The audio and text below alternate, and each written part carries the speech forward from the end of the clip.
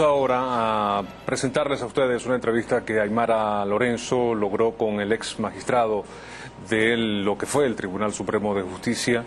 el doctor Román Duque Corredor, a propósito de la situación planteada entre el hoy Tribunal Supremo y la Asamblea Nacional. Veamos.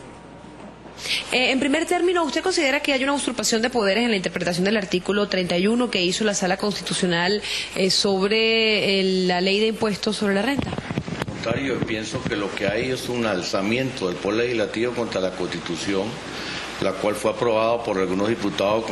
cuando eran constituyentes. Si uno examina la Constitución, es claro que el artículo 131 dice que todos estamos obligados a acatar los actos que en ejercicio de sus funciones dicten los órganos del poder público. Y por otro lado, la Asamblea Nacional más bien desconoce la ley que aprobó del Tribunal Supremo de Justicia, que consagra que las decisiones de cualquiera de las salas del Tribunal Supremo de Justicia no admiten recurso ni revisión alguna. Eso lo aprobó la Asamblea Nacional, o sea que está desconociendo su propia ley. Y por otra parte, esto que llaman, y sobre lo cual me pregunta, usurpación de atribuciones, que algunos diputados imprecisamente llaman de autoridad, se basa en una facultad que la misma Asamblea Nacional le reconoció al Tribunal Supremo, de que en caso de que la Sala Constitucional considere que están envueltos cuestiones de inconstitucionalidad en recursos presentados por particulares que adolezcan de fallas o de imprecisiones, ella puede suplirle esas fallas y imprecisiones y pronunciarse sobre un asunto en donde puede estar involucrado cuestiones constitucionales.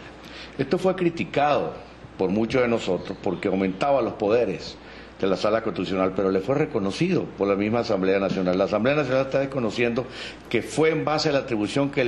le consagró la misma Asamblea Nacional que la Sala Constitucional se pronunció sobre la interpretación de un artículo de la Ley de Impuestos sobre la Renta. Y además, en el acuerdo que aprobó la Asamblea Nacional, donde se exhorta al CENIAT y a los ciudadanos que no acaten la sentencia de la Sala Constitucional, se está cometiendo el delito o la falta que la misma Asamblea Nacional consagró en la Ley Orgánica del Tribunal Supremo de Justicia y que puede ser sancionada con arresto o con multas. Y en el caso de los funcionarios, hasta puede ser aumentada las multas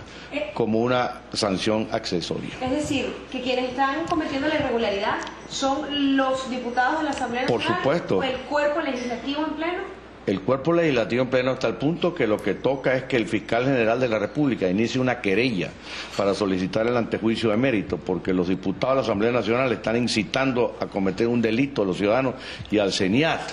al desacatar las decisiones de la Corte Suprema de Justicia en Sala Constitucional, la cual lo que hizo fue ejercer la atribución que la misma Asamblea le confirió, que es pronunciarse sobre cuestiones que estén establecidas en la Constitución o en la ley que involucren asuntos de orden público, aunque los particulares hubieran fallado en su denuncia. De manera que yo pienso que más que un conflicto de poderes, lo que está envuelto es un desconocimiento de la Constitución y un desconocimiento de la ley de la misma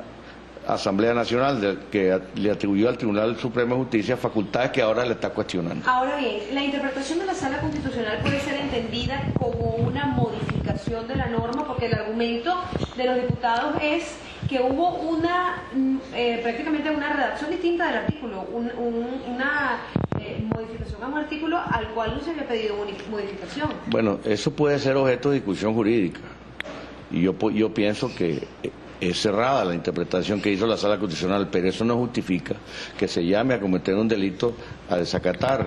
la decisión de la Sala Constitucional. Una cosa es que se discuta jurídicamente los errores de interpretación de la Sala, cuestiones en las cuales yo he sido un severo crítico, porque no es la primera vez que la Sala modifica o reescribe leyes, y los hemos criticado. Eso puede ser cuestionado, pero por encima de las cuestiones de discusiones jurídicas están los principios. Las decisiones de la Sala Constitucional, según la misma Asamblea, son obligatorias, deben cumplirse y no admiten revisión alguna. De manera que este acuerdo de la Asamblea, que dice que a ellos les corresponde el control político y ético de las decisiones del Tribunal Supremo de Justicia, eso es falso. Eso no está en ninguna parte y contradice la propia ley orgánica del Tribunal Supremo de Justicia, que la Asamblea aprobó en mayo del 2004,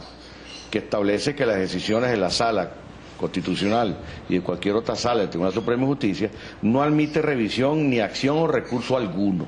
Ahora, usted cuando al principio de esta respuesta dijo que la interpretación de la Sala Constitucional pudo haber sido cerrada. ¿A qué se refiere usted con esto? Porque puede haber hecho una interpretación demasiado amplia, porque la ley del trabajo, que fue la que le sirvió de base para reinterpretar el artículo 31 de la ley de impuestos sobre la renta, se refiere a las contribuciones o impuestos que deban pagar los particulares como patronos o trabajadores, referido a por ejemplo, las contribuciones obligatorias del Seguro Social o del INSEE, pero mi concepto no alcanzan al impuesto sobre la renta. En eso puede haber una equivocación jurídica o una errada interpretación tanto de la ley del trabajo como de la ley de impuestos sobre la renta, pero eso no autoriza a descalificar a los magistrados y tampoco a hacer un llamamiento al desacato de las decisiones de la Sala Constitucional, que es delictual. Por eso yo pienso que ante un hecho notorio, como es el acuerdo aprobado por la Asamblea Nacional, donde se le insta a los ciudadanos y al CENIAC que no la acaten, que el fiscal está obligado a intentar una querella para un antejuicio de mérito contra los diputados que suscribieron ese acuerdo, porque están incitando al delito, de manera de procesar si en verdad incluyeron responsabilidad penal y continuar con el trámite correspondiente. ¿Usted considera que hay una violación de los derechos constitucionales aquí en esta situación? Bueno, de violación de derechos constitucionales no lo veo, porque más bien la explicación que hace la sala es que eso favorece a los trabajadores, porque no es como han dicho algunos diputados, que ahora las prestaciones sociales no se van a calcular a salario integral, no. Lo que ha dicho la sala, y eso puede ser criticado jurídicamente, es que no se calcula el impuesto sobre la renta sobre el salario integral, sino el salario normal, pero no ha dicho que eso es aplicable para el cálculo de las prestaciones sociales. De manera que, por más cuestionable que sea el criterio jurídico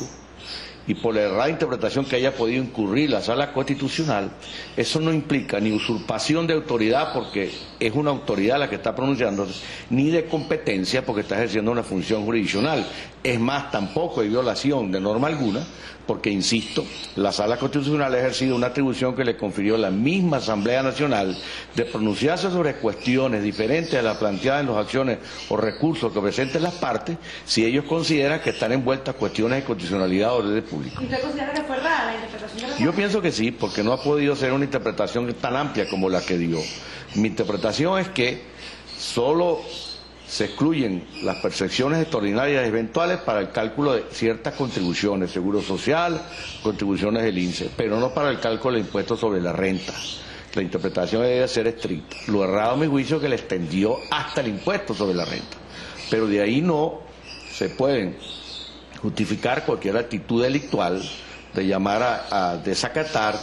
y a cumplir actos emanados de autoridades legítimas. La que está saltándose la Constitución y le está incurriendo en abuso de autoridad de carácter subversivo a la Asamblea Nacional. Por eso yo insto al fiscal a que intente una querella para solicitar un antejuicio de mérito a los diputados que están instigando a delinquir, al CENIAT para que desconozca la sentencia y a los ciudadanos para que no acaten la decisión de la Sala Constitucional.